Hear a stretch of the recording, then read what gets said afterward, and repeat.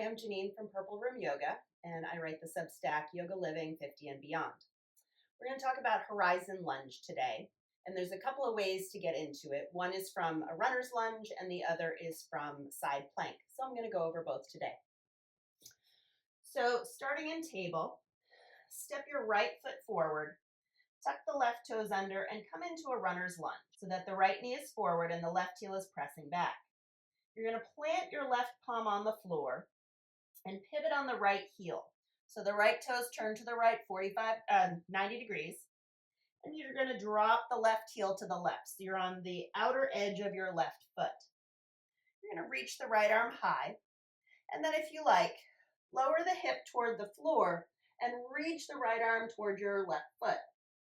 And you'll feel a nice opening through the whole outer left hip. And I like to sort of do a little sequence of lowering and lifting.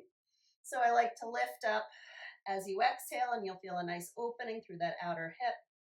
And then lower as you inhale, making sure you're not collapsing into that left shoulder. Lifting up to stretch the outer right hip. Lowering to stretch the whole left side body. And this is horizon lunge. Now the other way you can get into it would be from side plank.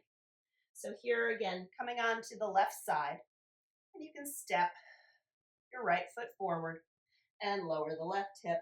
And sometimes that's an easier way to get into it because the spacing of the foot and the hand is a little better. Now you want to make sure that when you're on that left shoulder, you're not collapsing and sinking into the shoulder. Like side plank, you want to feel the shoulder blade going down and wide. So there's a nice opening through that upper back. And you'll feel this nice opening through the outer hip, outer thigh. Horizon lunge is a great pose. Thanks for watching.